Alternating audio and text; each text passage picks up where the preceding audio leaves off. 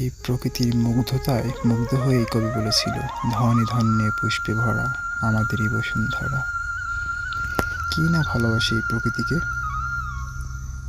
আসলে যারা গ্রামে থাকে তারা এটা বুঝে না, যারা শহরে থাকে অথবা বিভিন্ন কাজের ব্যস্ততার মাঝে দেখার সুযোগ পায় না, তারাই বুঝবে প্রকৃতির সৌন্দর্য কতটুকু আর তাদের কতটুকু টানে। আমি দেখুন গ্রামে থাকি, আমি দীর্ঘ 1.5 বছর থেকে 2 বছর এভাবে আসা হয় না, দেখা হয় না।